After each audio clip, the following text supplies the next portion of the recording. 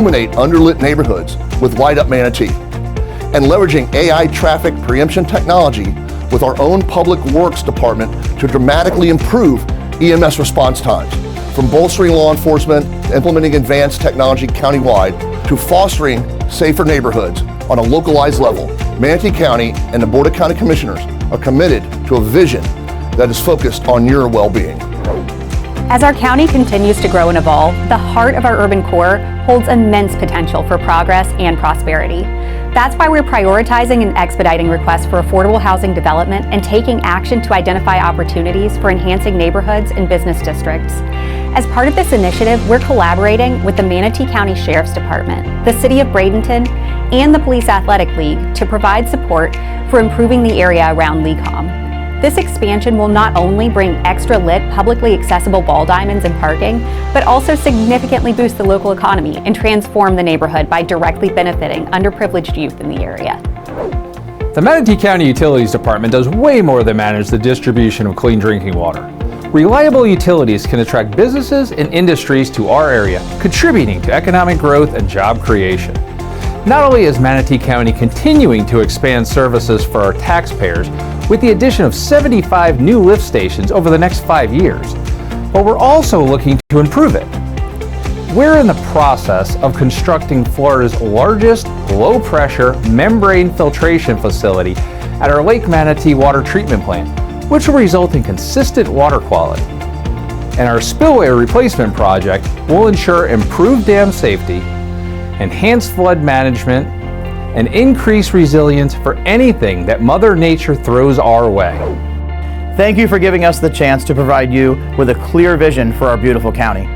Please feel free to email any of the commissioners featured in this video by going to mymanatee.org/vision. From our award-winning beaches to the expansion of our convention center, it's with your support that we'll continue to make Manatee County the premier place to live, work, and play.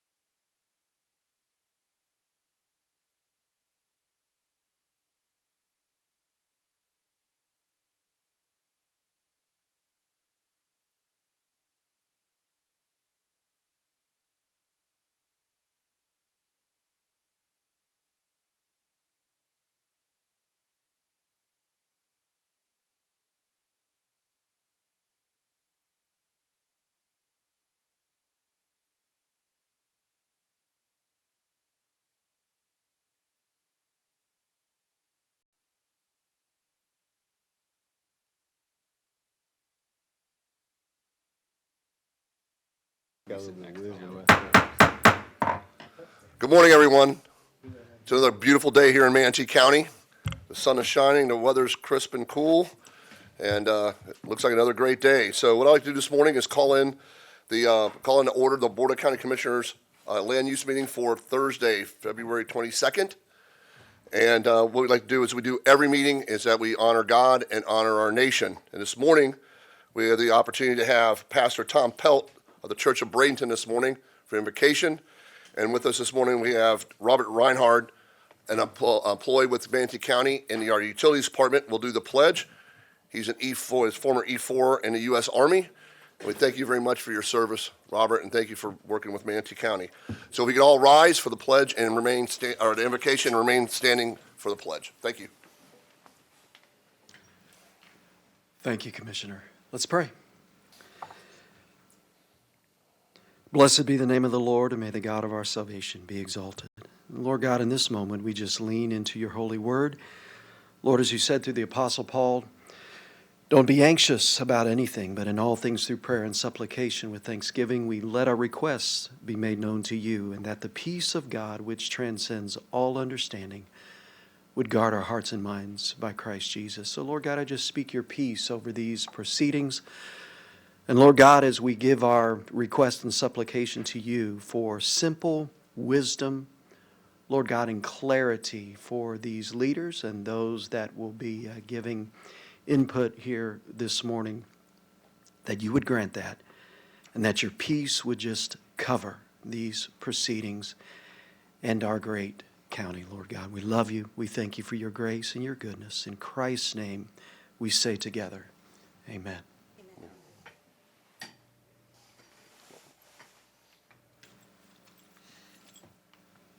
I pledge allegiance to the flag of the United States of America and to the republic for which it stands, one nation, under God, indivisible, with liberty and justice for all.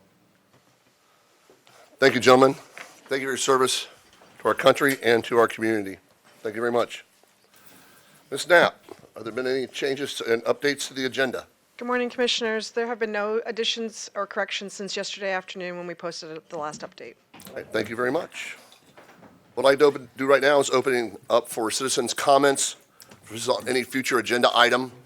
If there's any citizen in the audience who'd like to come forward and address any future agenda item, you have 3 minutes for a total of 30 minutes. I see no one, so we will close citizens' comment. Citizens' comment on consent items. All right, don't see anyone coming forward, so we'll close citizens' comment on consent. We have one item on the consent agenda, and we could get a motion to move consent. Second. All right. Is there any public comment? Seeing none. All right, if you cast your votes now. Do I need to have her read that into the record, the consent item? No. No. Okay, we're good. All right, if we have our votes now. Oh, let's see, Mr. Ray. Is Ray on Zoom? Yeah, I'm going to ask right now. Hey. Yes, I am. All right, thank Can you. you hear me? Yes, I can hear you. All right. And how do you vote on the consent agenda item?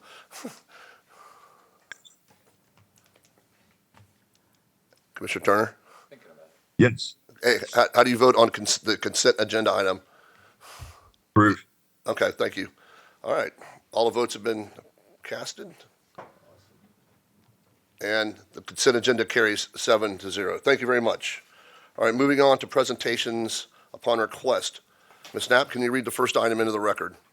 Item number 2 is LDCT 2316, Ordinance 2404. This is a county-initiated land development code text amendment.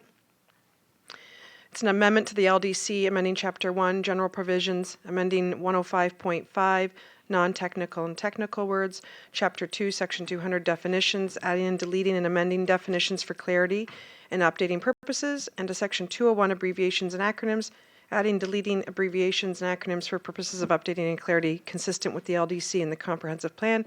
And your staff presenter, should you need one, is Charles Andrews. Okay. Would anyone like a presentation upon this item? All right. Is there any public comment regarding item number 2? that was just read into the record? Seeing none, can I get a motion to approve item number 2? The motion has been made by Commissioner Satcher, seconded by Commissioner Ballard. All those, could you cast your votes now? Commissioner Turner? Approved. Thank you. And the motion carries 7-0. Thank you. Ms. Knapp, can you read item number 3 into the record, please? Item number 3 is ordinance 2225, Buckhead Trails 2 Community Development District expansion. And this is an ordinance relating to Buckhead Trails 2 Community Development District, specifying authority, specifying intent and purpose, amending the boundaries of the district by adding approximately 36 and a half acres of land, amending section 2882 of the Manatee County Code of Ordinance to describe the amended boundaries of the district as expanding, providing for reliance upon representation, and providing for codification, severity, and effectiveness. And your staff presenter, should you need one, is James McDevitt. Thank you. Would anyone like a presentation on this item? Seeing none, would there be any public comment regarding item number 3? Seeing none, I'll close public comment. I have a motion to approve item number 3. We have a motion by Commissioner Satcher, seconded by Commissioner Van Ostenbridge. All those cast their votes now. Commissioner Turner? Approved. Thank you. Approved. And the motion carries 7-0. Thank you very much. Now we're going to move on to presentations scheduled. Ms. Knapp, can you read, well, let me ask this first. Anybody's going to speak on any item today? This is reading in the quasi. Could you please stand and be sworn? The clerk will swear you in if you're going to speak about any item on presentations. So since Ray's not here, Yeah. have all of us cast our votes, have them pull it up on the screen, so that way we're frozen. Then don't announce what we voted. And then just vote. Okay. That way, it's all, nobody knows what everybody else did. Okay. All right. Thank you. All right. Ms. Knapp, can you read item number 4 into the record, please? Item number 4 is PDMU 2324ZG, Avid on Parkway. This is a rezone of 7 parcels of approximately 12.7 acres from Planned Development Commercial Watershed Protection Overlay and RMF Multifamily 6 to Planned Mixed Use Zoning District, retaining the Watershed Protection Evers Overlay District, approving a general development plan for 210 multifamily residential units and 70,100 square feet of commercial and office uses, approving a schedule of permitted and prohibited uses as voluntary proffered by the applicant. 7 parcels are generally located at the northwest corner of Whitfield and University Parkway. And your staff presenter is Rosina Leiter. All right. Thank you very much. Is there any ex parte on this item? I do need to disclose that I have spoken with residents in Palmyra, being that I live in Palmyra. It was just questions concerning the project overall, and made no comment because it was coming up in front of us. So just disclosing that. All right. Applicant, you're up.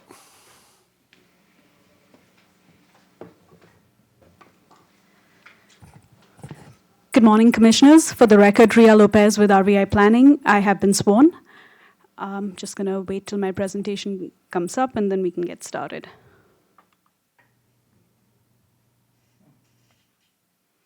All right. So the project we have before you today is named Avedon Parkway, and our request is for a rezone to planned development mixed use with a general development plan. Here with me today, we have Chuck Hollis, who is president of Third Wave Development and applicant for this project, our land use attorney, Caleb Grimes, our project engineer, Marcus Geiger with Kimley Horn, our transportation engineer, Yuri Baikau with TR Transportation Consultants, and our environmental consultant, Dylan Reeves with Biotech Consulting. Our request before you today is shown on the screen before you. The subject property outlined in red is currently zoned planned development commercial and residential multifamily 6. And we are looking to rezone this into a unified planned development mixed use for a maximum of 210 dwelling units and a maximum commercial intensity of 70,100 square feet. Diving into the details of the project, the subject site is located in the southern portion of the county along University Parkway, to the east of Whitfield Avenue. The site is over 12.765 acres in size, And as you can see from the aerial, it is currently partially developed with commercial uses on the western portion of the property, while the eastern portion is vacant. It is in the Residential 9 Future Land Use District, and as I mentioned, is currently zoned PDC and RMF6, with a small portion of the site designated within the Evers Reservoir Watershed Overlay District. The site is an infill property. As you can see on the aerial map, it is surrounded by development. Within Manatee County to the north, there are a number of residential uses surrounding the property, including apartments, condominiums, as well as 2 vacant parcels zoned PDC immediately to its north. To the south, within Sarasota County, there are a couple of residential neighborhoods, as well as an assisted living facility and the Longwood Park, which is run by Sarasota County. The GDP we have proposed with this rezone is on the screen before you. Again, we are looking for a residential component on the eastern portion of the property with a maximum of 210 homes, a gross density of 16.45 dwelling units to an acre. This will be served by on-site private amenities, and there will be perimeter buffering for compatibility. The commercial development is pre-existing on the western portion of the site, and we are looking for an opportunity for future redevelopment of these properties, increasing their intensity to 70,100 square feet. We are also presenting a proffered schedule of uses to ensure compatibility with residential uses in the project as well as in the surroundings. This picture shows our intent of what's going to be developed on this within this project. As you can see, there will be planned pedestrian and vehicular connectivity between the residential and commercial components. There will be access directly to University Parkway, as well as the existing access to Whitfield Avenue. So the project is well located for the proposed mixed-use development. The orange pin on the screen before you is the location of the project on University Parkway. Within about a 15 to 20-minute drive of the project, there are a number of different grocery stores available, including Trader Joe's, Walmart, Publix, and so on. Within a 10 to 15-minute walk of the project, there are 2 large public parks, which is Longwood Park as well as the Conservatory Park. Further, there are numerous entertainment opportunities, including the mall at UTC, the Lakewood Ranch Town Center, as well as numerous restaurants all along University Parkway, which could make this site extremely enticing and suitable for the proposed development. Along this really impactful corridor, we are proposing a mixed-use development at a critical intersection of University Parkway and Whitfield Avenue.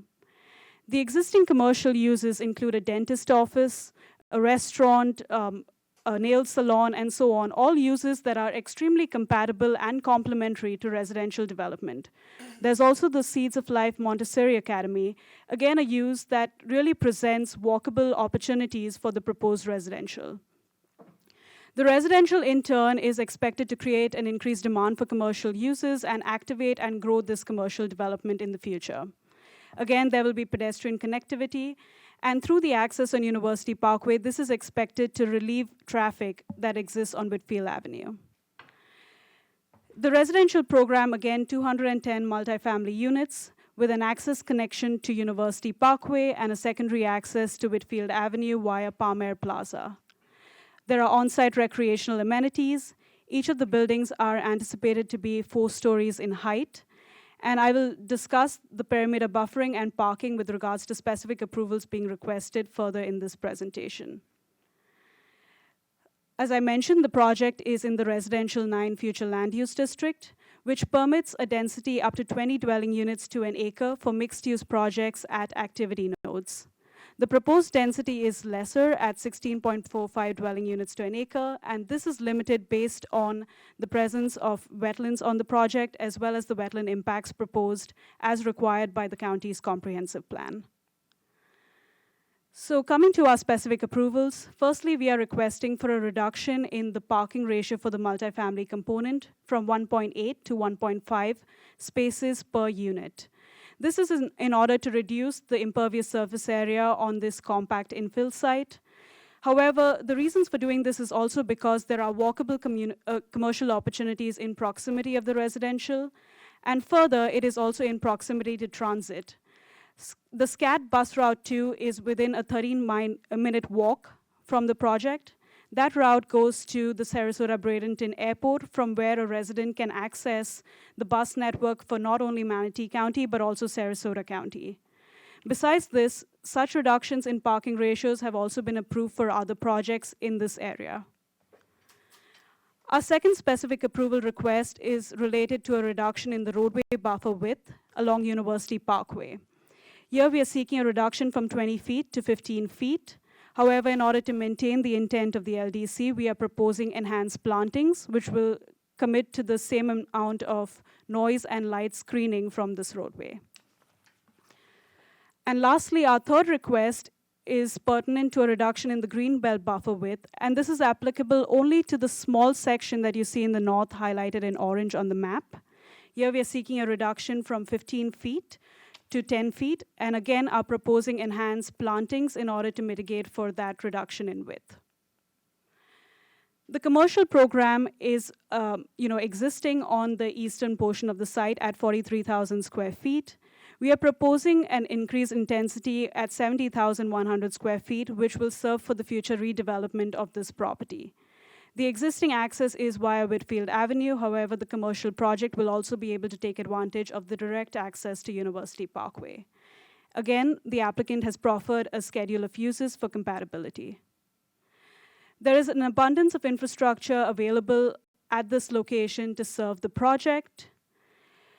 We have also taken 2 occasions to meet with the community. First was a neighborhood meeting consistent with the requirements of Manatee County.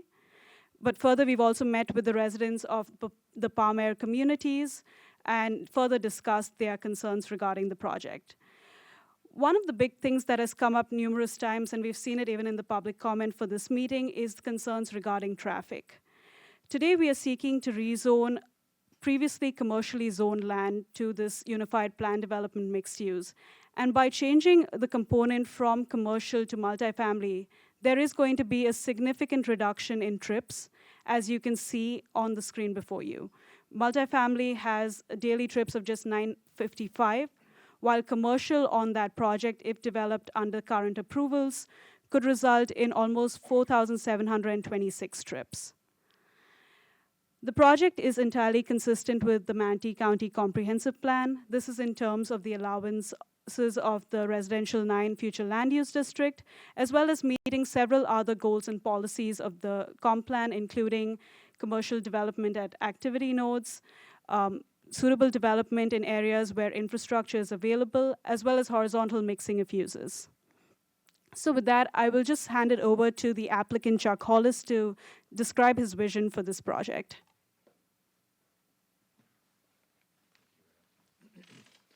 Good morning. My name is Chuck Hollis, president of Third Wave Development, and I have been sworn in.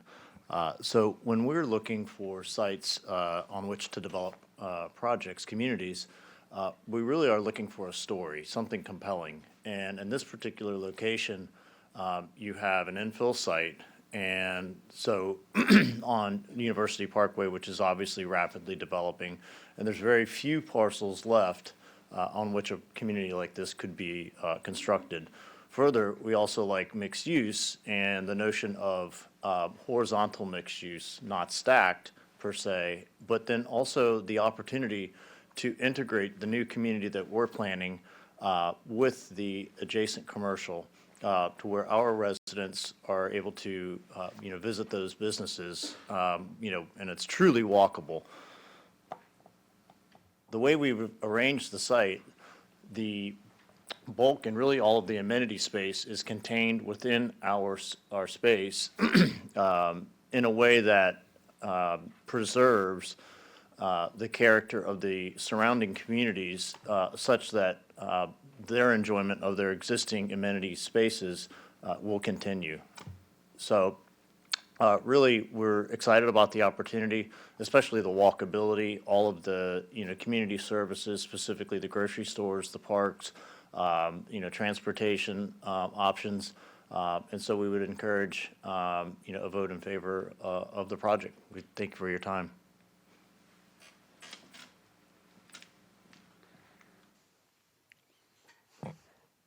So in conclusion, the project that we're proposing before you today is consistent with the surrounding land use pattern. There is an abundance of available infrastructure to support this project. It involves horizontal mixing of compatible and complementary uses, with the residential and commercial uses being very in tune with each other. It is entirely consistent with the Manatee County Comprehensive Plan as well as Land Development Code. And finally, we received a unanimous vote of or recommendation of approval from the Manatee County Planning Commission. Before we conclude, I would just like to thank staff for all of their efforts throughout this process in guiding us and working with us through the project. We respectfully request for your recommendation of approval, and my team and I are here to answer any questions. Thank you. Thank you very much. On the board is Commissioner Cruz. You have a question for the applicant? Yeah, I have a couple of questions. Looking at the map here of your 12-acre, 12.7-acre parcel, a chunk of it, about 4 acres of it, isn't owned. There's different ownership. How is this partnership working where you're taking the Palm Air portion of it and combining it with this vacant space? So we've been working collaboratively with the owners of all the properties. So there are multiple property owners involved in this project, and we've reached an agreement and worked collaboratively to ensure that this entire project, or all of these parcels, will be developed kind of together and in collaboration with each other. So there are several aspects where we're sharing stormwater. We're going to be sharing those access connections. There are also going to be other nuances of the engineering, like planting and so on, that are going to be done in coordination with each other. So it is a partnership and an agreement with multiple different property owners to make this project possible. And you believe within that comprehensive plan that we say it is consistent with that using a mixed-use density bonus involves a handshake agreement with your neighbor who has commercial to justify a pretty substantial density increase? So, and it is understood that the mixed-use density is allowable for projects that are mixed-use. In this case, the project is truly mixed-use because of the nature of the two being adjacent to each other and the pedestrian and vehicular connectivity that's proposed between the commercial and the residential. The project will essentially result in lesser vehicle miles traveled, and that is typically the intent of a mixed-use project.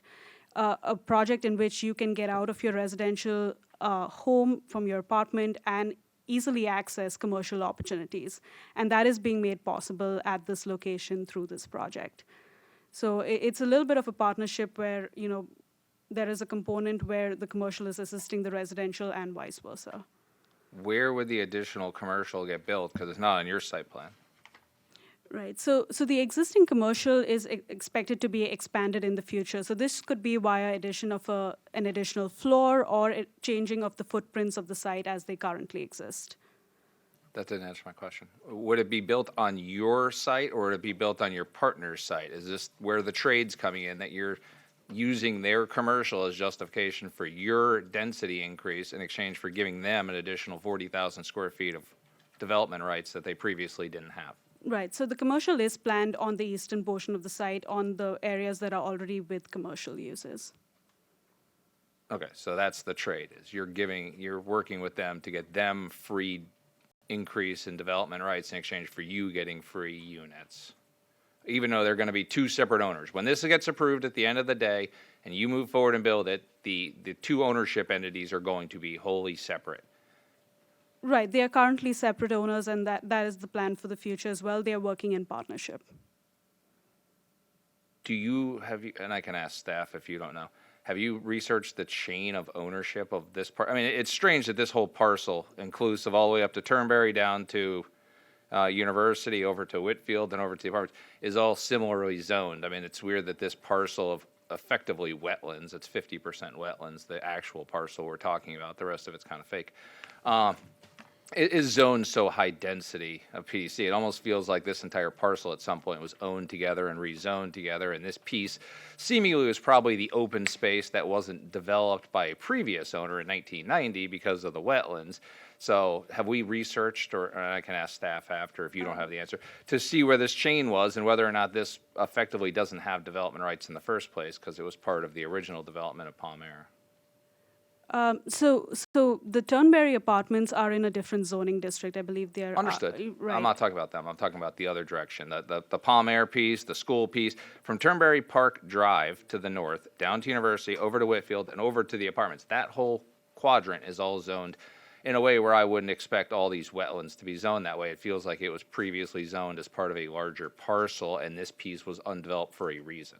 Right. So we have the zoning for just the project that was the Palm Air Plaza that has a history of zoning, and just that portion was approved for the existing about 40,000 square feet of commercial. Understood that part of it. Okay, and where do your engineers, I mean, this is half wetlands in a flood zone, in a watershed, surrounded by development at this point. There's about 5 acres of undeveloped land to the north of you, but you don't own that. That's not even part of your partnership of cobbling this thing together. Where would this water go from an engineer? I know that the answer is going to be, well, you're required to show where it's going to go at the end of the day, but I'm still looking at this. It's like you got apartments to one side, commercial to the other, a major road to the south of you. This water's got to go someplace. Right, and understood, and that was definitely one of our concerns coming into this project as well. And I know typically at a zoning stage you do not have that level of detail, and it's just spoken about that you can't let any runoff on neighboring properties and so on. However, in our case, our engineer has actually moved forward and run a lot of calculations and done preliminary design of the systems and so on to ensure that this project can actually manage the capacity. It's not a full-blown stormwater design, but we have definitely taken into consideration that there is going to be a much more expensive drainage system that has to be designed on this property in order to make it work on this tight infill site. So that is something that we've worked on almost, I want to say, since we started this process, just because from our end as well, the project needs to be feasible, and the drainage system is a big component of that. So yes, we do have information available about that, and our engineer is here if you'd like any details of that system. Okay, because I mean, you guys are literally using the absolute bare minimum open space. Like, you're cutting the parking not because of the goodness of your heart or because it's transit. You're cutting the parking ratio, which I'm fine with. I hate parking ratios. You're cutting it because you had to get to the exact minimum square footage of open space, which is the minimum amount of impervious surface to allow for any help with this flooding here. Okay, the rest of my questions are for staff. Thank you. Thank you. Thank you, sir. I do have a couple questions on the board. Mine concern traffic. I live in Palm Air, so I experience this daily, getting out of Palm Air at Whitfield and University. What do you anticipate the amount of traffic, because you're going to do a right in, right out on University out of this project? What do you anticipate the amount of traffic, excuse me, that will be leaving this project and dumping onto University in a right out versus dumping onto Whitfield, which is at that intersection at Whitfield and University is pretty much a disaster right now. I mean, traffic stacks up pretty bad. So what do you anticipate your traffic study would show that how much is dumping onto University, leaving and coming into the project versus turning into Whitfield or leaving onto Whitfield? And another part of my question is that the little road that's there that turns into the commercial area now, Right. I'm assuming you guys have a easement or whatever, because that road splits the properties right there. So I'm assuming you guys have already worked out an easement or whatever to be able to use that little road, which is Right. going to have to be significantly improved for this project. So can you Yes. answer my questions? Thank you. So I will defer to my traffic engineer to talk about the distribution of traffic on Whitfield Avenue versus University Parkway. But to talk about the access connection, it's called, I think, Palm Air Plaza Road is the name of that local roadway. And it is a shared access easement. That easement was always providing access to the properties on the eastern portion of this project, as well as the 2 properties to the north. So that shared access easement has been in place for several years now, and is anticipated to provide access to all of these projects. And there will be improvements to it as needed to actually support the growth as and when these parcels all develop. I will just see if our transportation engineer can also provide you some information on your first question.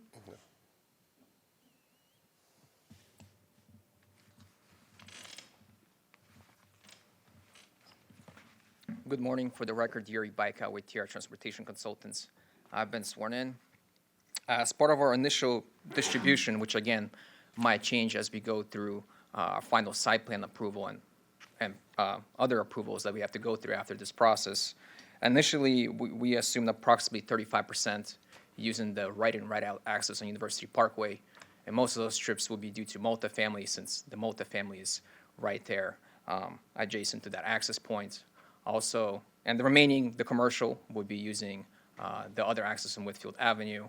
But also that gives an opportunity, since there's interconnections between the 2 points, between the 2 projects, they can use University Parkway as well.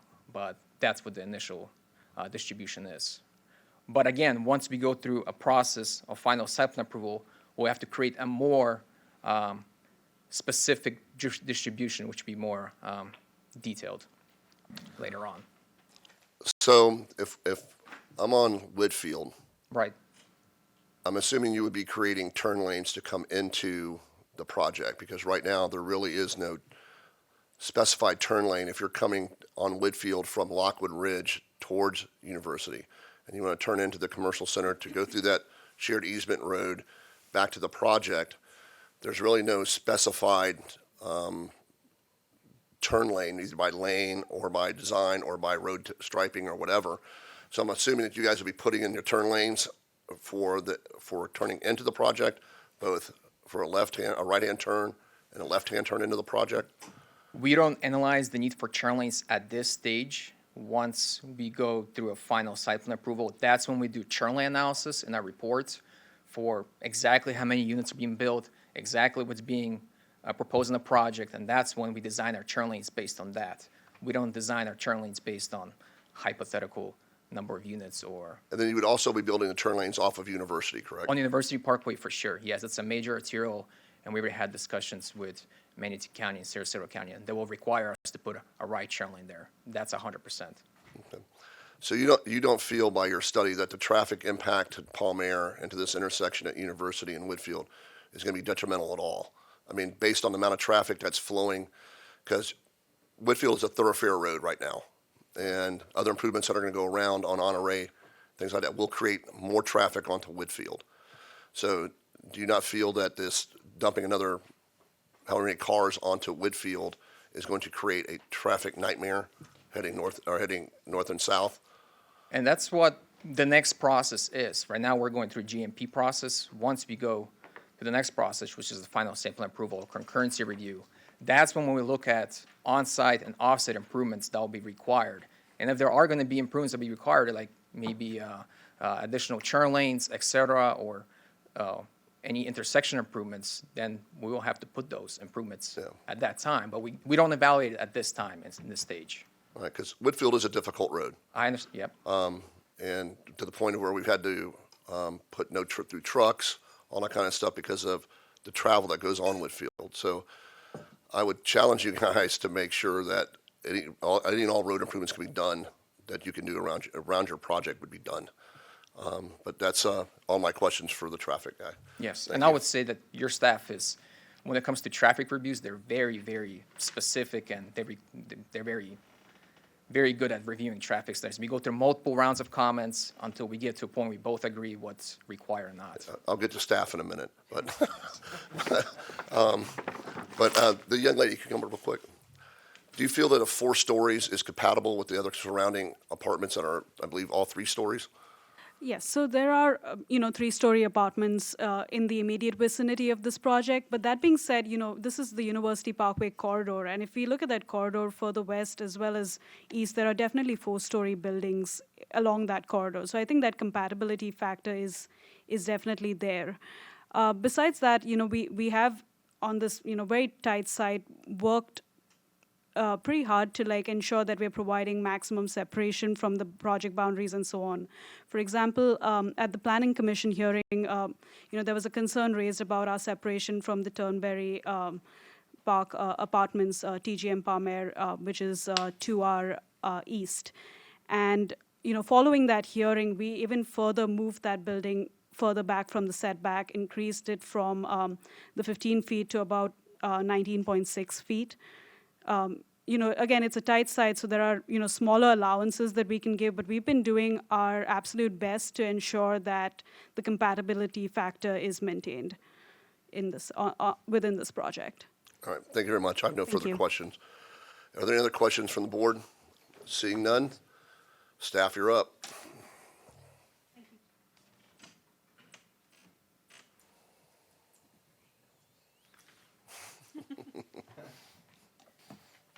Good morning, Rosina Library staff, and it has been sworn. I'm going to repeat the information that the applicant provide.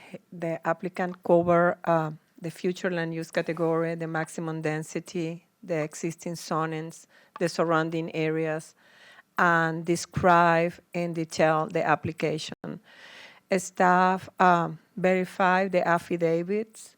Staff verify the density calculations that are in accordance to the current regulations for wetlands and wetland impacts. That means that from 20 dwelling units per acre that is possible to have with a mixed use, there are proposing 16, and is 1645 that is in the, with the, like assessed with the right calculations. The open space that they're providing is according to the minimum open space that is required by the code. And the watershed is only on the portion of the commercial and include more or less 1 acre. We are open within that the 4 stories is appropriated in this location, especially because it's University Parkway, and as the applicant stated, there are many other developments around University, like University Grove, that have more than 4 stories. And around of this property, the majority of development are multifamily with 3 or 2 floors. I don't know if you have any specific questions. Also, we would like to point out that we are not evaluated any specific location of the buildings at this point with the GDP, and this has subject to the revision of the of preliminary final site plan. And also the applicant is asking for increase the amount of commercial that is existing. They have entitlement for more or less 40,000 square feet, and they're increasing to 70,000. It's a potential to increase the component, the commercial component, and have more mixed use to support the residential use. I don't know if you have any specific question. Good morning. Mine's more of traffic, so let's see that Yeah. Nelson's Okay. here.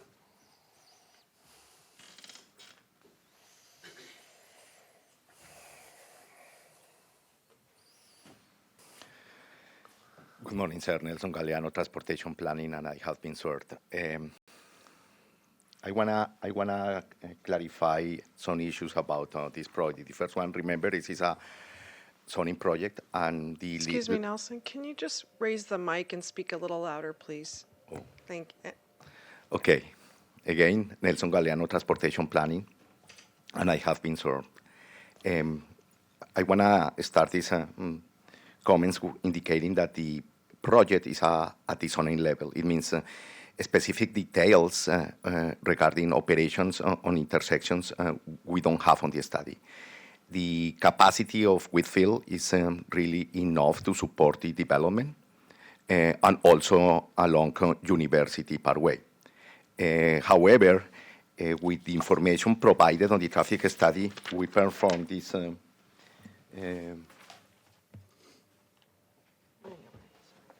some type of analysis, and I want to indicate that the existing conditions on the intersection on Whitfield and University right now exhibit congestion, essentially on the southbound lane with delays of more than 3 minutes. The county engineer is aware of this condition, and there are some communication regarding this issue. In order to improve the operation at this intersection, the county engineer should reach out also Sarasota in order to improve the timing signal plan at this intersection. For the future conditions, without the project, no doubt a second southbound lane is needed. This number that you see on this table has been determined using all traffic on Whitfield without using University Parkway access. It means we are speaking about a very conservative assumption and a scenario on Whitfield. Another thing that I need to address is because of the level of detail, we don't have right now any analysis on the access at Whitfield. It could be a traffic signal. It could be essentially a turn lane if needed. But this is also the result of the final site plan at the traffic study. All right, thank you. I think you and I have had conversations several times about the intersection at Whitfield and University. So with the addition of the addition of the traffic that's coming out of this new project, we already have a stacking problem at University and Whitfield now. So what you're saying is that it currently is under study or review how we can affect that intersection before this project's even finished to where we don't have, when you're turning left onto University is where our problem consists of. Because when you turn right onto University, we have the acceleration lane and you have a designated turn lanes that people are getting into and moving out. So the problem is University when you're turning left onto University and heading east. So are you telling me right now that we're under study right now to figure out what to do with that intersection? I mean, traffic is looking at that right now to figure out how we're going to solve that problem that's going on there pre-existing before this project's even built. We analyze essentially the southbound left turn lane. Staff didn't analyze the eastbound left on University. Right now it's a dual turn lane. It only requires signal timing improvements. It will be very complicated to add a third lane on this section of the roadway. Okay. Without removing the nice entrance at Palm Air, we would have to, that's the only way you could add that extra turn lane would be to do that. It will be the result of the traffic analysis on the intersection. Sorry, I don't have information on any type of analysis on this eastbound left turn lane. That's my biggest concern with this project. I understand they're going to be dumping traffic on the University coming out of there, and that would be the best way for the traffic to go if they're going to head west on University would be to dump out onto University. My concern is the stacking that happens now, and the people that will be turning out of the project going right onto Whitfield will have a problem at Whitfield and Lockwood with the amount of traffic that's coming through. So what other improvements, are there any other improvements that we are going to do to Whitfield at any time in the future? It's a 2-lane road, very little median on either side, right away on either side. So are there any improvements that we could be looking at doing to Whitfield at some point in the future? Whitfield essentially contains residential traffic, essentially. It means we don't expect to have high speeds along Whitfield, and that is an important issue. And the best thing that we can do at Whitfield is to improve the intersection at University. Adding new lanes along Whitfield will increase speed and will be against the character of the neighborhood along the Whitfield. Well, I understand it, but I'm on Whitfield every day. More and more traffic is commercial outside, trying to limit the semi trucks that come through there. A lot of it is commercial, dump trucks, all that kind of stuff that are using Whitfield as a connector between University and Lockwood Ridge, because Honore is becoming a disaster. And Honore goes to 2 lanes at some point until it opens back up to 4 lanes before you get to Lockwood Ridge. So Whitfield at some point is going to become an F-level road, because if we don't do something now about the intersection there and to continue improving Whitfield, for not only for this community, and there's another apartment complex at the other end of Whitfield at Lockwood Ridge and Whitfield, they're dumping out onto Whitfield heading towards University. So I would challenge you to make sure that we get something done with Whitfield. Perhaps one of the tools that we can search is the speed management tools along Whitfield in order to control the speed and also the It's truck only traffic. 30 miles an hour now, in so if order- we're not going to raise the speed limit on Whitfield. Yes, but the speed management tools sometimes avoid also truck traffic along the roadway. Yeah, they do. It is allowed for golf carts on Whitfield. It's a golf course community. All right, thank you, Nelson. Thank you, sir. Commissioner Any other Cruz. question? Not road-wise, no, not for roads. I'm basically asking the same two questions of staff, not to you. Okay, You're good. thank you. Thank you, I appreciate it. One is the chain of ownership. Do we research that? We do as part of the intake process, but I think Rachel was trying to look at something, or Rosina, to The provide you a response. property appraiser site doesn't go back that far. I try to look for it. I couldn't find it myself. Good morning, Rosina Leider. I have the affidavits, and I check that all the owners that are included in the affidavits. There are one corporation for Palmer.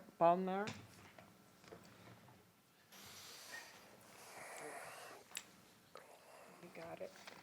Sorry, let me find it here.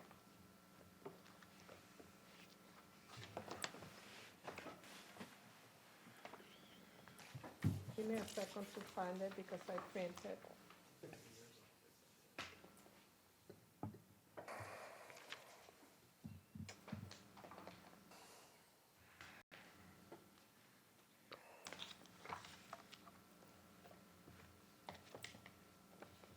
Do you have it, Rachel? I printed and I think that I leave it over there.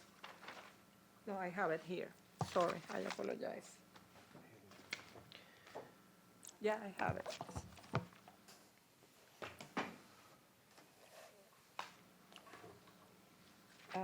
Could you please put the document camera?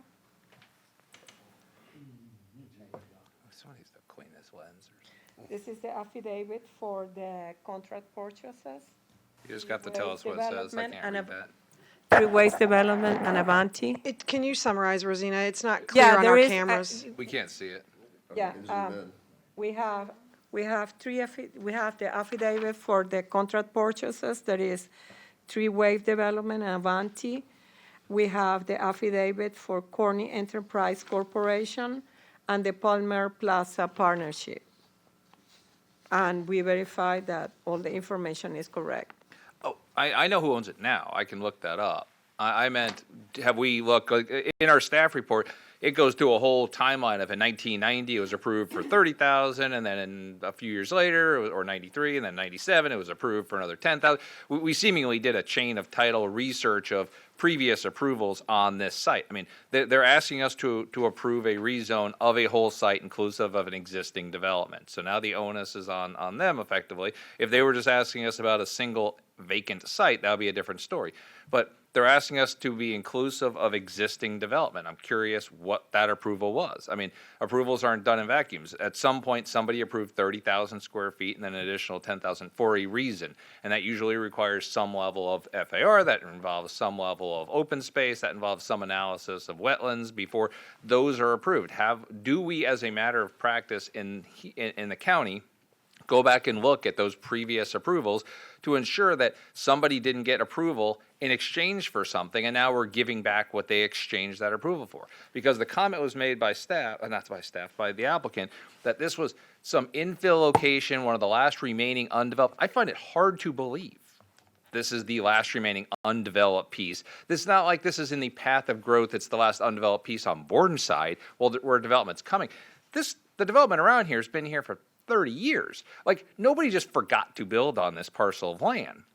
Like, this is on a major road on University in close proximity to another thoroughfare with Whitfield, surrounded by institutionally built apartment complexes and retail that's been there since I was a kid.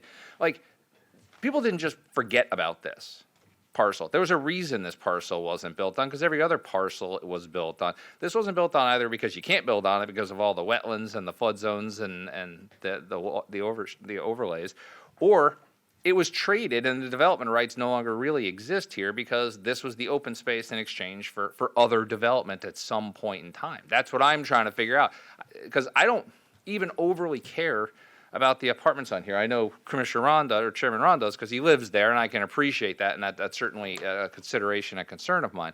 But my concern is I just don't think this is really a development site, certainly not for 210 units. And I'm trying to get a better handle, and I've tried to dig through the clerk's records. I tried to dig through the appraisal site to figure out who owned this site back in 1990 and why this site was undeveloped. So I'm asking if we look at that.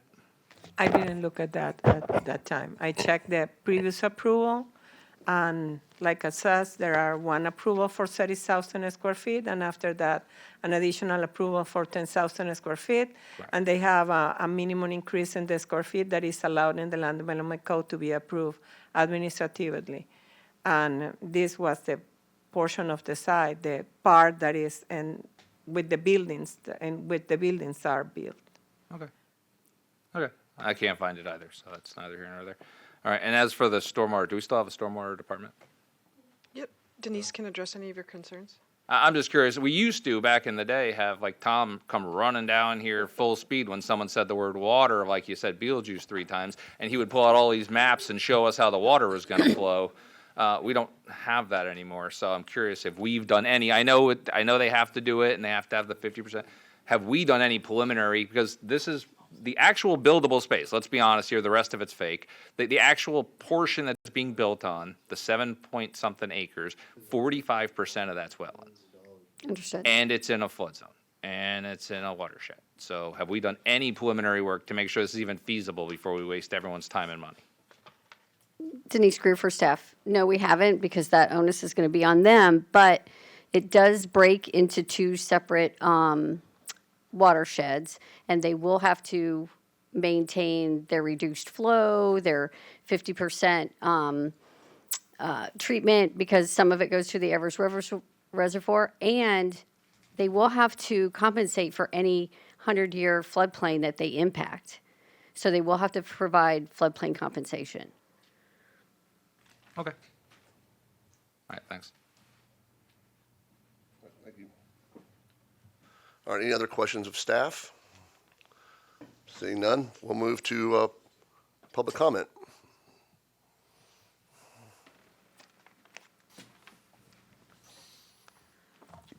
Good morning. My name is Patricia Petra. If I have been sworn, I'm a resident of Manatee County.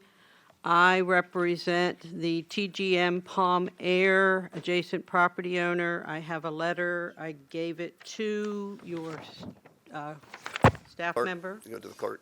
I already did. Okay, thank you, ma'am.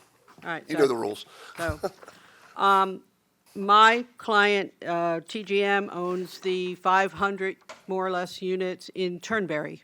So they have an entrance off of Whitfield, which is their main entrance, and then they have a smaller entrance onto University, which is right in, I'm sure. The wetland that is going to be obliterated, basically, over 90% of the wetland on the property is scheduled to go bye-bye. Here is a map that is in your file that shows the wetland acreage on the site that is planned for the residential. By now asking for a PDMU instead of a PDR, not only are they getting density increases from 9 units per acre to 20, up to 20, they are also getting some increases for the existing commercial plaza. That's not the way I thought that was supposed to work. I mean, you know, I'm sorry I didn't think of it. It's very clever to say, oh, look, we're just going to have a partnership with people who are already there with whatever commercial they have. In this instance, I will grant you, there's a Montessori school, so maybe some of the kids from the apartment complex may go there. There's a Sarasota School of Massage, so hey, after work, easy, walk over there, get a massage, and there's a pizza parlor, also a dentist office. So maybe it has some compatibility, but that's not why we had mixed use. Mixed use, I thought, was more for a kind of vacant land. I have the intent of mixed use, and it talks about using mixed use in a situation where you can have carefully located buildings, parking and service areas, open space and use mixtures which are scaled and balanced to reduce general traffic congestion by providing interdependent uses and uses which are compatible with adjacent and surrounding land uses. That's not what's happening here. What's happening here is a very interesting way, which apparently the staff believes is more or less consistent with your land development code and comp plan, to broker a deal for more density. You know, I agree with Commissioner Cruz. There's a reason that that land hasn't been developed, and I can tell you the reason is because in 1990, that no county commission would have allowed those 3 acres of the 3.8-acre wetland to be totally impacted. There's no minimization of wetland impacts on this project. They're just going to ask for a permit to impact 3 of the acres. Over 90% of the wetland acreage is being impacted. Another thing that you might not have grasped because it wasn't really brought out is those, you know, y'all know that when you have a piece of property that has wetlands on it, you can only use 20% of the, if the wetlands exceed 20% of the property acreage, only 20% of those wetlands can be used for density.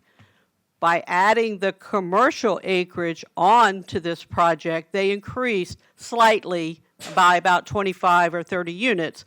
The number of units they can have, because adding more uplands, obviously, to your mix then gives you an increase in the 20% of the wetlands. But more importantly, you know, and here's the picture, and you saw the picture of, you know, that this big building's going to be right on top of your 3 acres of wetlands. My clients, the discharge is right here. There's a discharge system right there onto my client's property.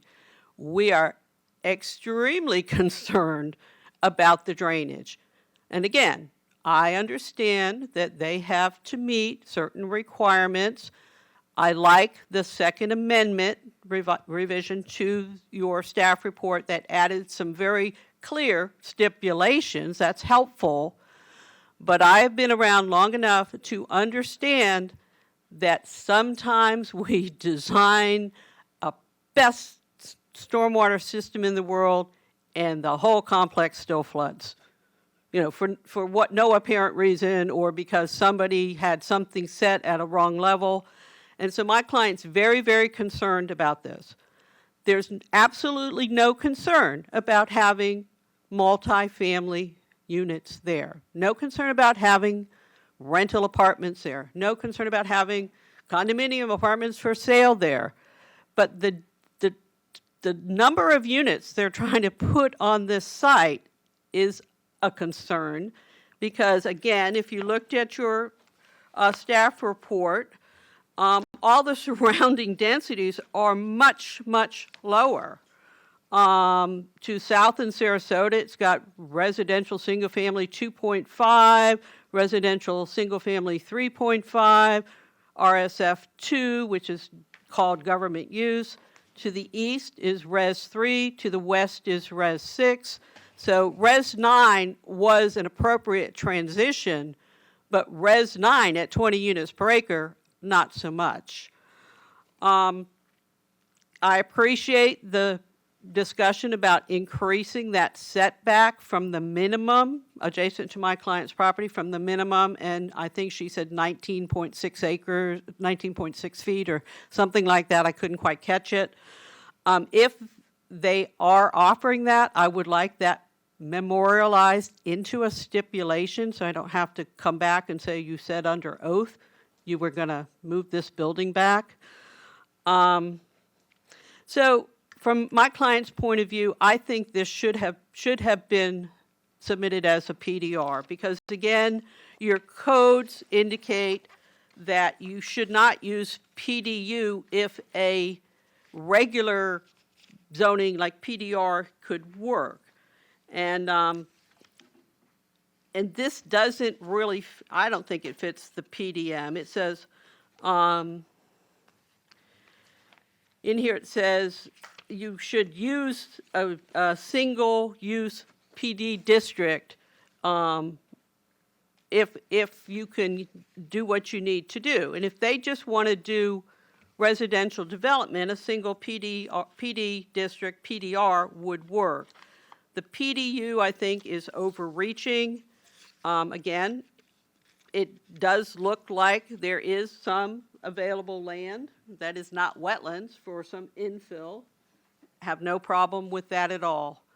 But, you know, I would respectfully request that you take a closer look at this and research maybe a little bit to decide, because my understanding, and I took a quick look at the records, these two, shall we call them, out parcels, they are also zoned PDC. My recollection, and my client told me the same, is that when it was zoned PDC, it was all under one big happy master site plan, unified site plan project. The wetlands wouldn't have been allowed to be impacted in 1990. And there was a breakup of the partnerships, and so the land was split. But I don't have all of the information with me to give you that trail. But I don't think that even for a GDP, I don't think they have followed your codes. They haven't shown how they're minimizing wetland impacts.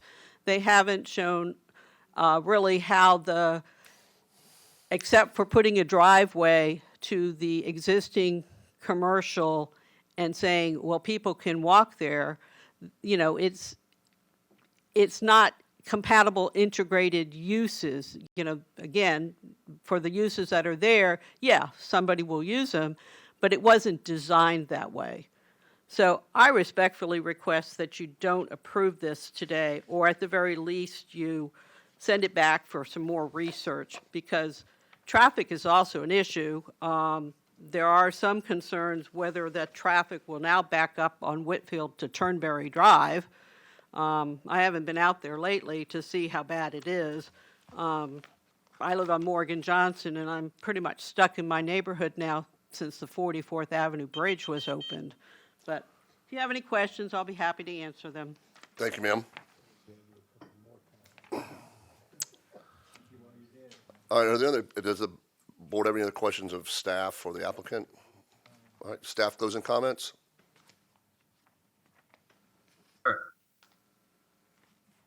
Can you hear me? Yeah. Commissioner Turner, you have a question? Yeah, I'd just like to make a couple of comments here. I mean, you know, I think we're answering some of our own questions. It's a tight piece of property. Water drainage is a problem. So we're looking back at the 1990s. I have to assume how engineering for drainage has improved, like the expertise. So, I mean, that may be one of the reasons also. The developer is willing to take on this challenge too. I mean, it's not like they have to have done their own feasibility to see if this is even possible. So in my mind, you know, engineering has to improve. They're willing to take on that expense. They're willing to take on the expense of any traffic issues. So, you know, they're taking on a lot here to try and make this work. I think in the past, if we're looking for reasons, it was probably insurmountable in the past, right? To try and develop this little piece. And they're taking it on. All right. That's All right, thank you. Is there staff closing comments?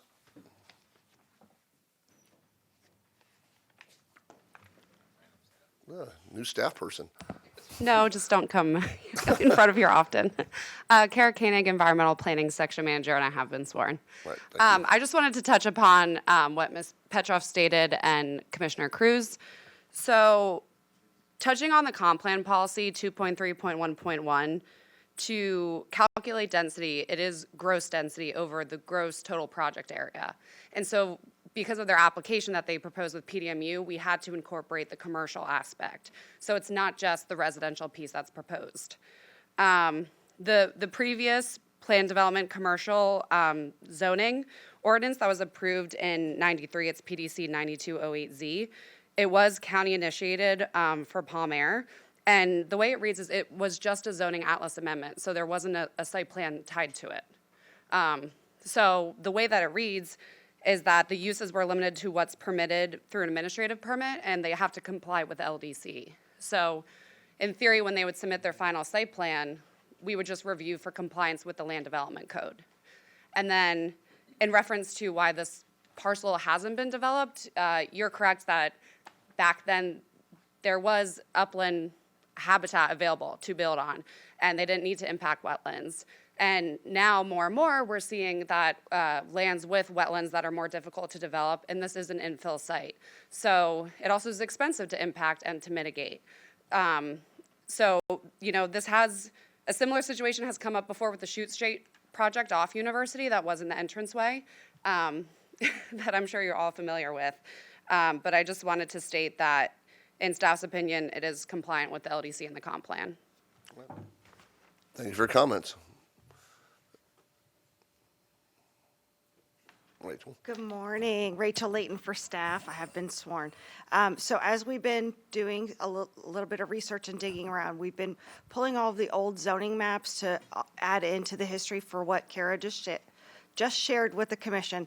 And it does look like those 12 acres were considered initially in 1981 commercial intensive, and then they were rezoned to planned development commercial.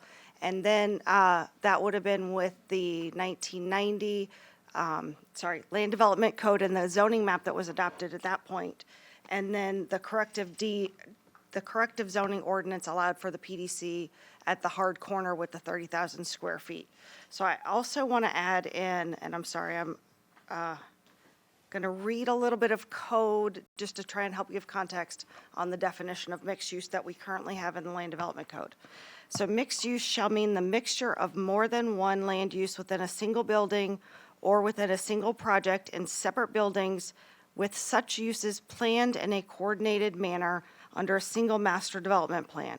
Land uses when combined constitute mixed or multiple uses excluding parks, golf courses, schools, and public facilities, fire stations, utility substations, etc. Land uses which, when combined within a single project, constitute mixed or multiple uses, including residential, commercial, industrial uses. For development to qualify as mixed use, the secondary use may not be reserved for use only by the principal user, for example, a residence-only gym or employee cafeteria. So I just wanted to share that our definition doesn't go to multiple ownerships. Thank you. So is there, Any questions of? So what are you interpreting from that statement that you just made? So I think the concern that has been shared is that there are multiple ownerships of the property. And so the definition of mixed use does not discuss any ownership of the parcels. And if I could add, Rachel, nor does it speak to, if you then look up the definition of project, it doesn't speak to the phasing or the timing between the projects. So it's, it doesn't say that there has to be a unified development that it happens in a certain short time frame, or that you couldn't keep expanding the project. But it's different owners, though. I mean, by the logic, what we're going on here, because everything we do sets precedent, correct? I mean, that's you mentioned Shoot Straight, and it was the same thing. Somebody saw that happen and say, oh, wow, this board will literally do anything. I mean, what's to prevent? I mean, this is literally creating an additional about 150 or so units. If you factor in, say, $50,000 per unit, that's millions of dollars. What's to prevent them from, or not them, I'll speak more broadly, what's to prevent anybody in the future, having watched today's hearing, from going to the guy who owns the public shopping center next to that vacant parcel of land and going under contract on a vacant parcel of land that's R3 or R6 and offering the landlord next door $1 million to quote unquote partner with them. We're about to approve millions of dollars of value creation. There's almost no level of willingness to partner with someone. You're opening up a can of worms of any empty parcel next to any commercial site could, in theory, by future precedent, be declared mixed use by sheer convenience of abutting existing commercial, not new commercial. You're not creating future mixed use walkable benefit to a community. You're taking existing benefit to a community and you're just gaming the system, and you're opening up this situation where these partnerships become more prevalent, and they don't actually improve the community in any way, shape, or form. The commercial's already there. I mean, how is that? What's your opinion on that relative to the precedent we're setting, or am I overthinking this? If I could share. So we had this exact conversation with the Shoot Street development. You are correct, because our definition of mixed use, or somewhere else in the LDC, I apologize for the section reference, says that the mixed use can be calculated district-wide. And so there's a struggle with that, and we're looking at that as part of the comp plan rewrite and the following LDC cleanup after that. Because it's not very clear right now on what's district-wide. Is that correct? Rosina can speak to past precedent on that. Yeah. That's correct. If that's the case, why are they even partnering? Because by that logic, you don't even need to partner with the people next door and fake what you're doing. You can just say it's district-wide. But by that logic, that means the minute someone drops a Starbucks onto a parcel of land, we should immediately draw a radius and upzone everybody for future zoning rights to 20 units per acre. Because as soon as one parcel becomes commercial, we're effectively saying there's a radius around it that automatically, by right, gets a density bonus, which in theory would automatically, by right, massively increase the cost and value of that land because they've got it 20 units per acre right off the bat. Why are we even making people pretend that they're doing partnerships if we're going to treat it as regional district upzones? We don't have an answer. So I would say two things to that. The first being, again, Rachel Layton for staff, that they still have to comply with the density calculations, even with the density bonus, to bring the project forward for approval by the board in a planned development project. Second, I would ask for guidance from the board for staff as they navigate through the comprehensive plan updates and land development code updates for mixed use and for these similar situations, so that if there's precedent that we can avoid future with direction from the board. Thank you. Any other questions? All right, thank you, Rachel.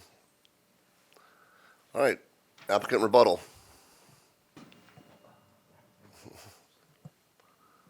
Morning, Mr. Grimes. Good morning, Commissioners. My name is Caleb Grimes with the law firm of Grimes Galvano. I have been sworn, and I also do reside in Manatee County. I would like to address this issue that you've been going and talking about. This board passed a amendment to your comprehensive plan with the idea that we recognize that at these activity centers, at these areas where we have major roads crossing, where we have the ability to have multiple access to these roads, that we are going to encourage the ability to have a mix of uses at these centers and higher density to encourage this exact kind of project. You pass that comprehensive plan to do that, and I think it is very, very good. And it is being used. I have used it at other places, and we are seeing it, and we end up with a nice project like this is being proposed with the 210 apartments where you have access to all kinds of retail, all kinds of amenities, and you've got the transportation system and so forth.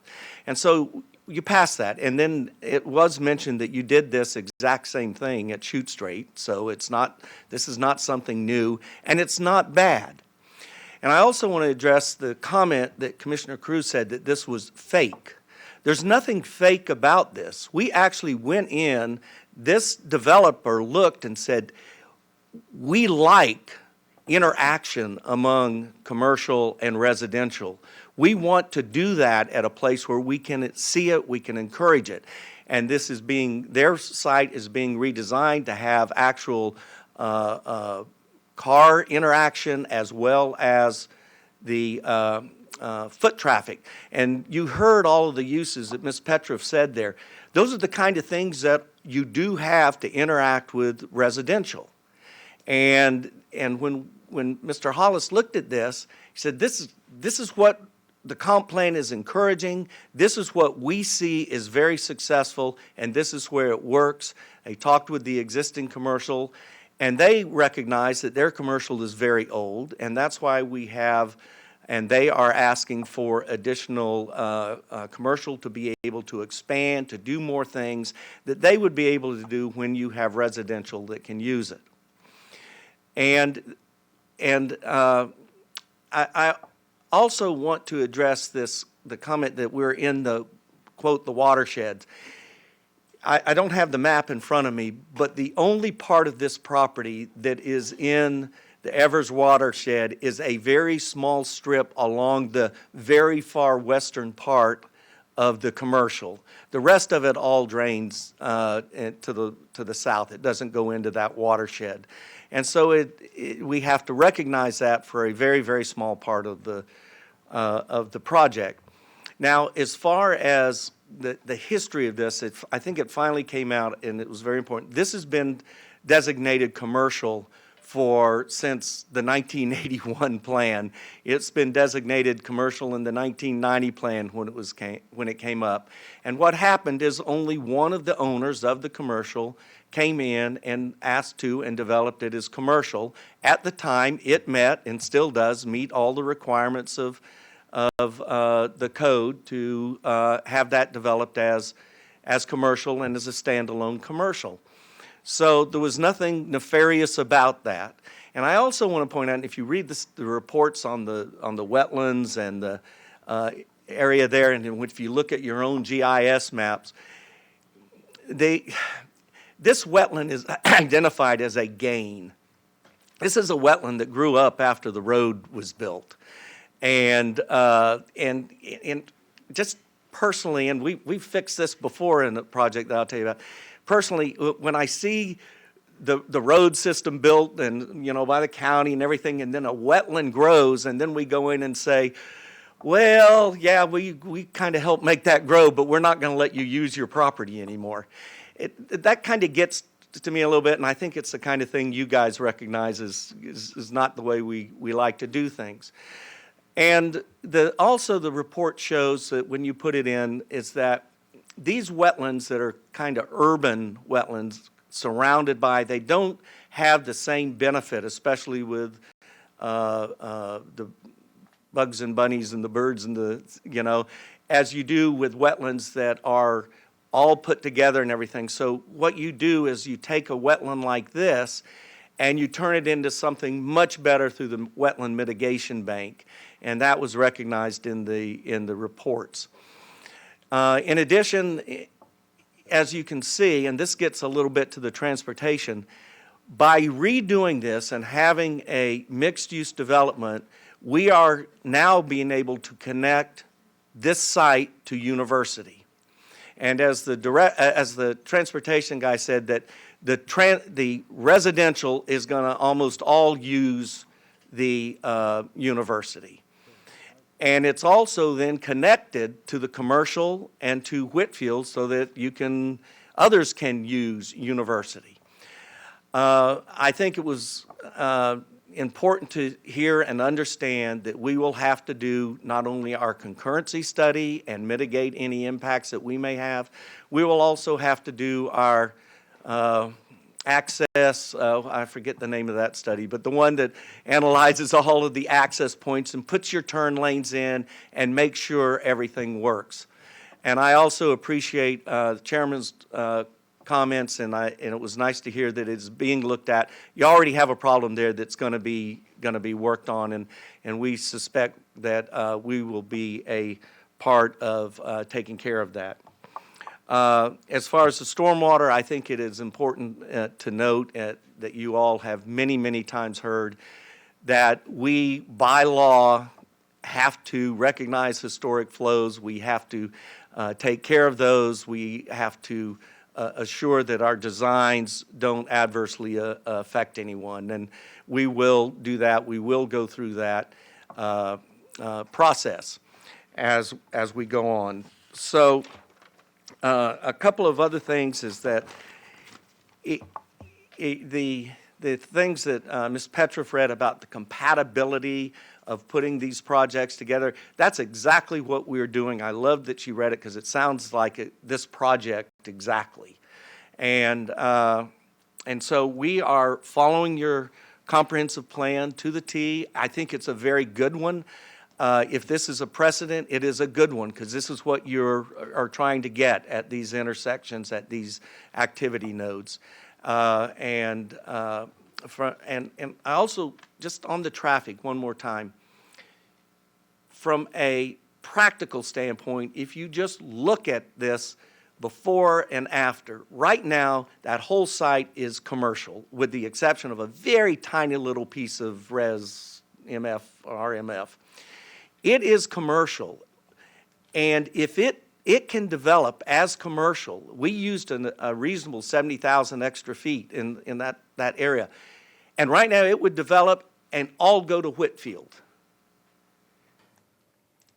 And we're taking that 70,000 to 210 residential, and you saw that's a huge decrease in the number of trips that will come off of this site than if it was developed as commercial, and we're given an access point to university. So we are taking something that if you don't do this mixed use and this develops as commercial, from a traffic study standpoint, it's going to be far, far bigger effect on especially on Whitfield. So we'd like to ask you to approve this as consistent with your comprehensive plan and allow us to go forward with this development that I think you all will really like. Be glad to answer any other questions you may have. Seeing none. Thank you, sir. Thank you. Thank you, sir. Thank you, sir. All right, we've heard staff closing comment. Commissioner Cruz. Oh, yeah. We're on deliberation now? Yep. All right. Yeah. I mean, you know my thoughts on this. Like, I don't mind the development. I actually drove past it the other day to see, and looking at it on a major road near other multifamily and commercial, I don't have a problem with development on it. You know, so it's not the development I have a problem with, it's the math that I have a problem with. It just doesn't make sense. It's bad precedent all around, and if this follows our comp plan to the T, then that justifies why we're rewriting our comp plan, because that's a terrible comp plan if this follows it. I mean, here's the reality. The real development site, for better or worse, however you want to call it, of cobbling these other things together, is 7.6 acres of land. It's got a future zoning right of R9. That's 68 units. That's what is allowable on this site. If you showed up right now with only that 7.6446 acres, even with the wetlands, and said, I want to build on this, give me the maximum allowable future zoning, you'd have right for 68. You could probably do it without impacting the wetlands or anything else and not affecting the chairman's traffic in the morning, and build what's allowable on this site.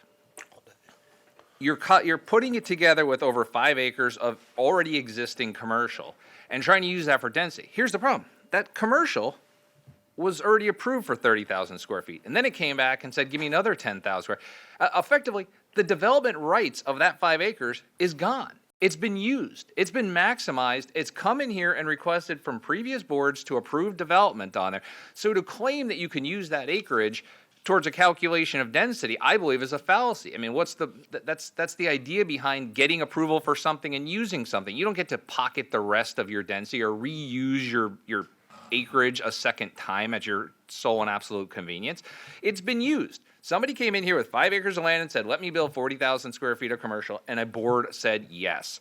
I don't know why they said yes or how they said yes or what the dialogue was at the time, but that was the trade of 5 acres of land. You don't get to use it a second time. So we're really talking about 7.6 acres, which is 68 units. If you wanted to partner with your people next door and say, well, you know, there's a district, multi-fam or mixed use, so we want to get the additional density, I disagree, but even if we want to play that game, now what you're talking about is 4.1 acres of upland at the full 20, which is 82 units. And then the 3.5 acres of wetlands, which gets half of that density, which is another 34 units. That's a total of 118 units, not 210. That's even with the density bonus by partnering with the commercial next door based upon the real acreage of this site. That's what this is. That's really what we're talking about here. It's math. At no point in time is 210. In fact, 210 on the development site is over 27 unit net density, 27 units. That's over the maximum 24. This doesn't even work in math in terms of our restrictions in terms of comp plan, unless you want to consider this an urban corridor for Whitfield, which we basically said is a 2-lane road for commercial use only, as we heard.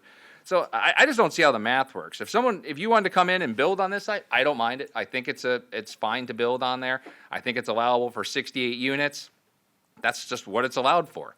If you wanted to try to justify a mixed use, it's allowable for 118 units. At no point can I come up with any math whatsoever in real life that justifies 210 units. It simply doesn't make sense unless you want us to approve something that isn't true. It's just factually incorrect. The math is wrong. I'm sorry. I can't approve this based on the request as it is today. If you want to come back with something more reasonable, I don't mind developing the site. You just can't build 210 units on it. Thank you, Commissioner Cruz. Any other comments or deliberation? All right. Huh? Okay, thank you. All right, I'm looking for a motion. Excuse me. Commissioner Satcher. I apologize, Mr. Chair, for the late buzz in. I'll just say I don't know how, necessarily how the vote's going to go. Good arguments on both sides. I don't think anyone in 1990 foresaw what university would be today. So I don't think we should pretend to be completely over the moon or completely surprised that things are different than when this was initially zoned. So I will just point that out. I don't know how the vote will go, but I will say on behalf, speaking on behalf of the chairman, maybe not on his behalf, but in your corner, that if it were to pass, I hope the owners and the partners in this project would be very amenable to getting you a new turn lane. Thank you, Mr. Chair. There you go. You're making a motion with a turn lane? All right, we have the attorney doesn't ever let me do that. I've tried it so many times. I always say I can't negotiate from here, but I can put in a good word. All right. Well, I appreciate your good word. Thank you. All right, we have a motion by Commissioner Satcher, and there's a second by Commissioner Ballard. We cast your votes now.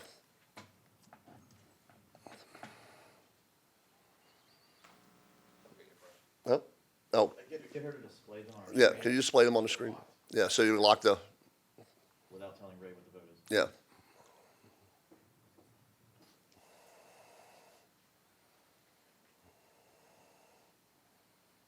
Basically, or you can just lock our system. Yeah, you can lock us.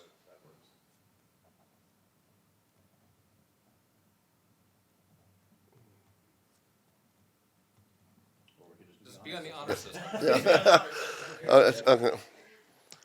All right. Just ask Commissioner Turner how he votes. Yep.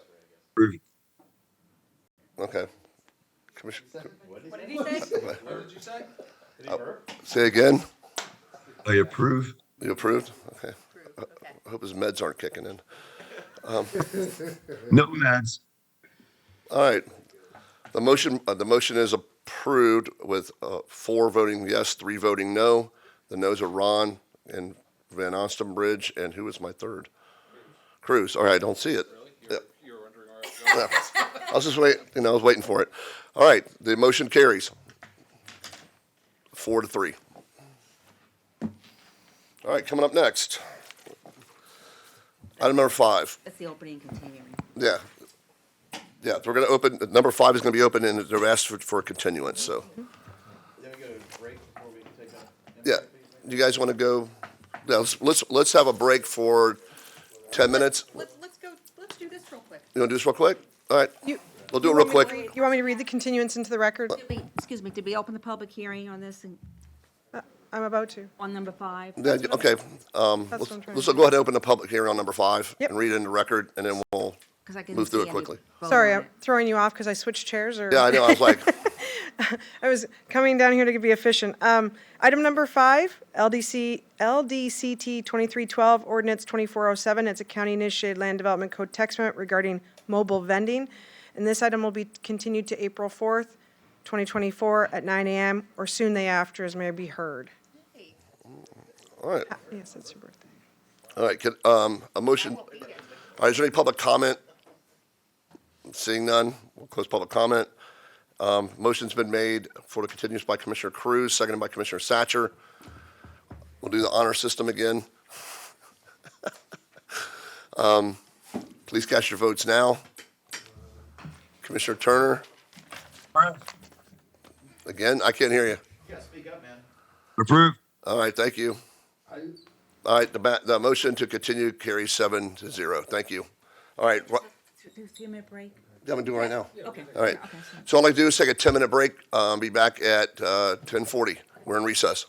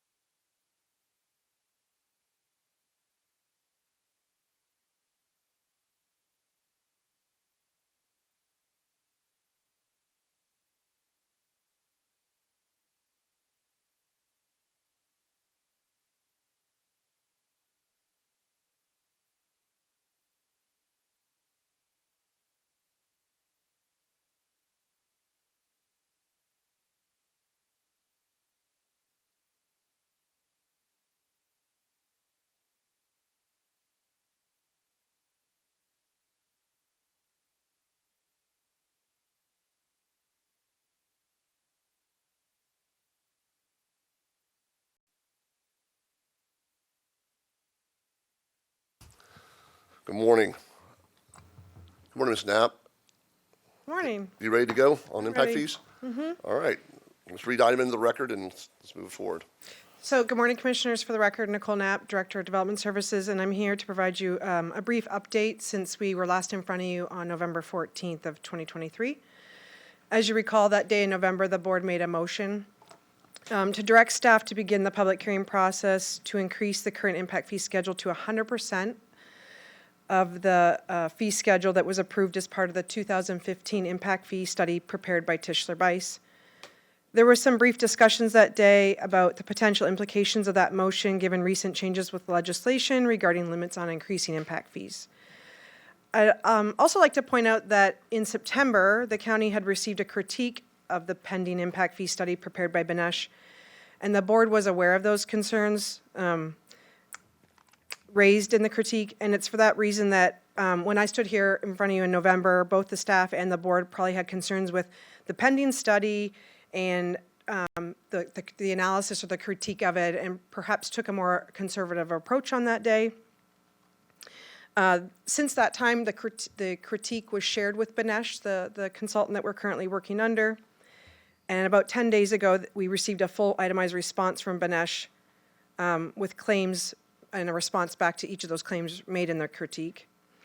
It's probably fair to say that in reading Banesh's response, which was shared with you all earlier this week and then made part of the record, that we can now conclude that any concerns that staff or the board may have had with our pending study could be squashed or validated, meaning that our methodology that was prepared by Banesh is solid and defensible. So while moving with the motion from November could be potentially defensible, and the county, however, would not be able to move forward with any other impact fee increases for at least 4 years, as described and limited in Florida statutes. So staff is back here in front of you today, again, to give you a brief update on what's transpired since the motion in November. And we're prepared to recommend that it may be something that the board would like to consider increasing the impact fees instead of to 10 more additional percent, would do 50% over 4 years as the maximum threshold permitted by the Florida statute. All right, thank you. Commissioner Van Ostenbridge, you're on the board. Thank you, Mr. Chair. Okay, so the last time we did this, the concern was whether or not it was the Banesh study was going to be essentially up to date, whether or not it was legally defensible. There were like 12 different points. Maybe it was 25. I don't recall. Actually, I think it was 11, but yes. It was 11. That were brought forward by the development community, essentially threatening litigation based on those points. So I think pretty much all of us were hesitant to move forward based on that. It's the way I recall it. Okay. But you're telling us that Banesh, and you and I have sat down and talked about it already, Banesh is completely confident in the study, legally defensible. We should be able to go full steam ahead here.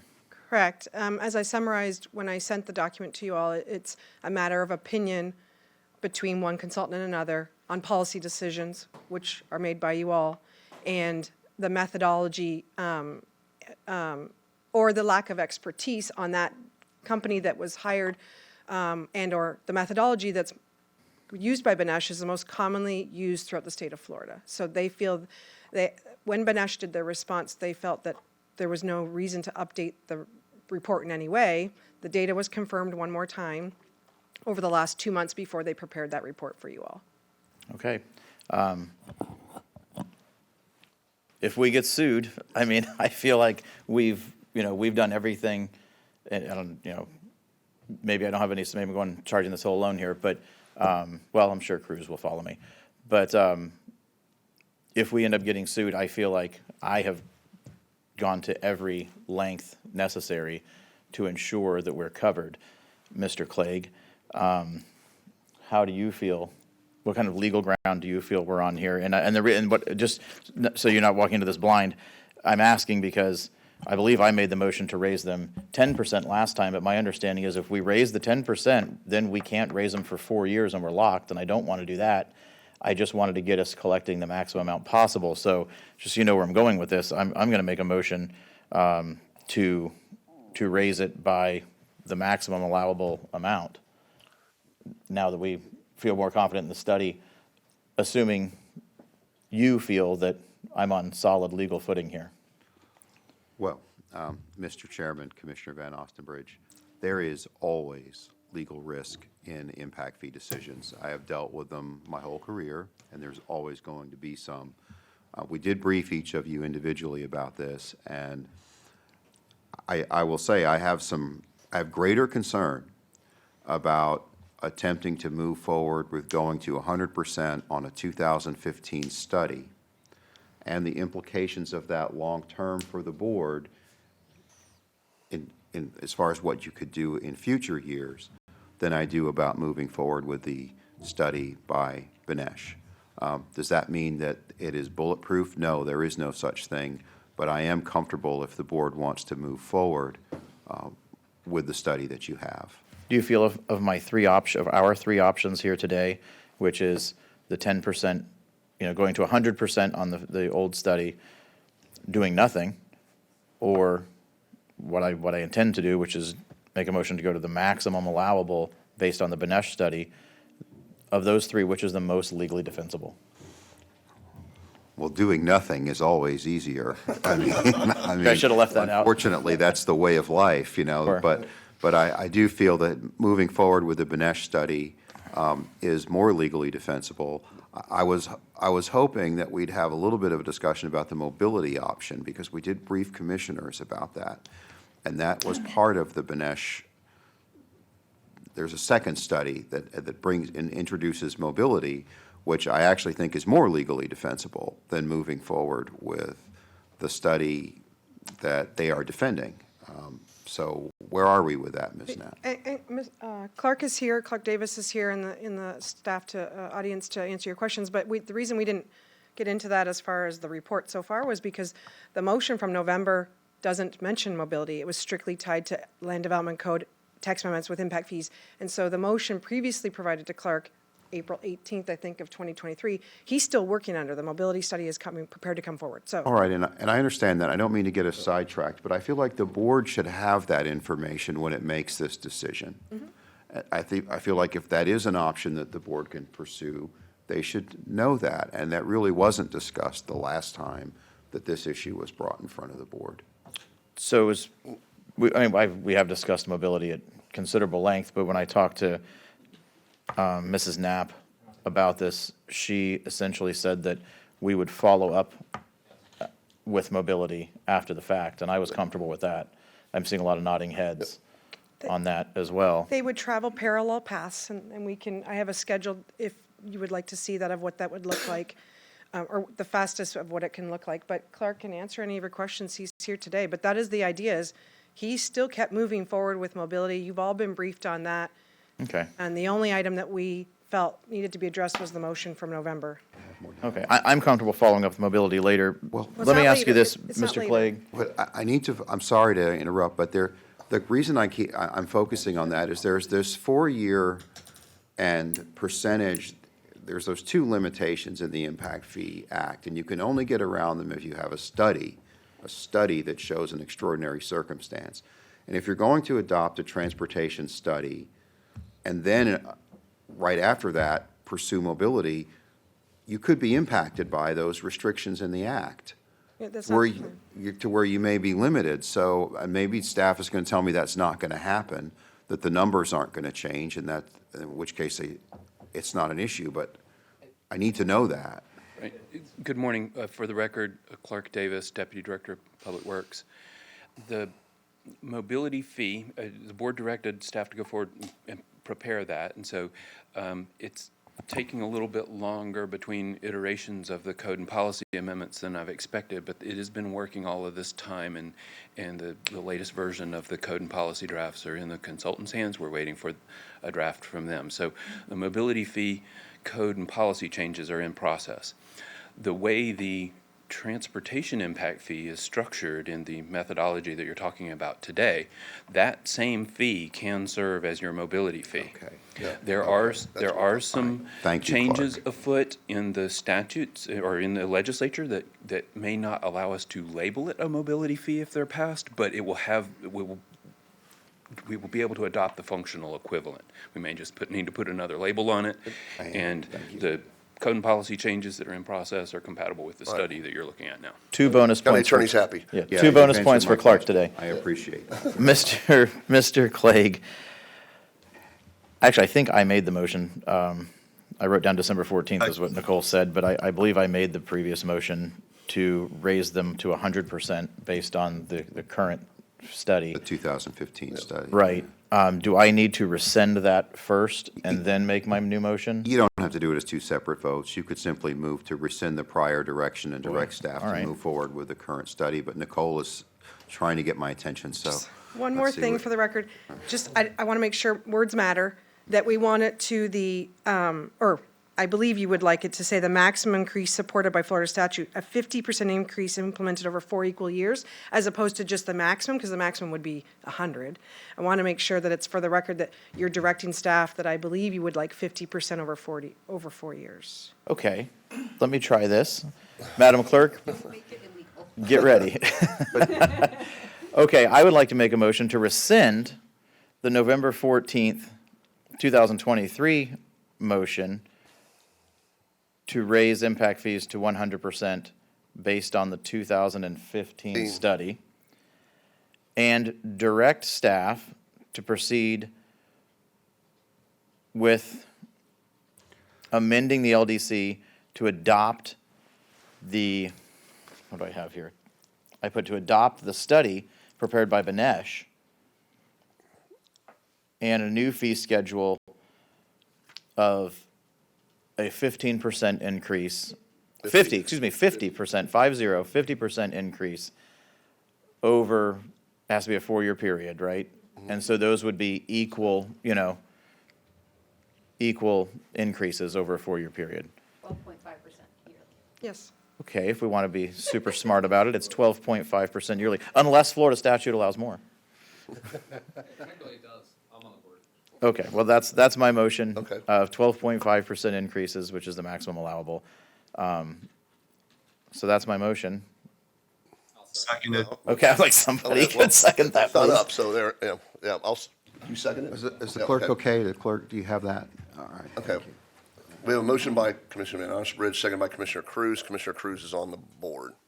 Yeah, I'm really thankful we're hopefully moving on this. Just as an example, like if we would have moved on this back last summer, and I know there was some questions, I'm glad we got some clarification. I mean, we would have been collecting the new impact fees in December and January. We collected $11.2 million in impact fees during that window. $9.99 million in that window of time. Even at the 12.5% increase, that means we've left $1.25 million on the table these past 2 months just by not moving this and delaying this. So I'm glad, I don't think we can wait too much longer.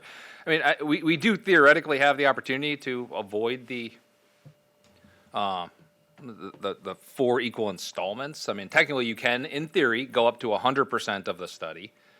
And you can do it immediately. You just have to have an extra hearing. You have to have supermajority vote. That said, I'm just happy we're moving something forward, so I'm not going to rock the boat or push anything. I will take what I think we all need to get on this one, so I fully support this motion if we can get it done. Okay. Commissioner Turner, did you try to chime in earlier? Oh, I did. I was going to second the motion, but I approve. Okay. Oh, I didn't hear you. All right. We have a motion by Commissioner Van Ostenbridge. I'm not going to read it back. You want to read it back or? No, we're good? Okay. And a second by Commissioner Cruz. Everyone cast their votes. We need public comment, sir. Oh, sorry. Is there any, I'm sorry. Is there any public comment regarding the motion? Seeing none. Close public comment. Please cast your votes now. And how are we doing with Commissioner Turner? And Commissioner Turner, I guess he voted. Yeah, he's saying, I guess he's pretty good. All right. The motion carries 6-0 with Commissioner Satcher Walked away. absent.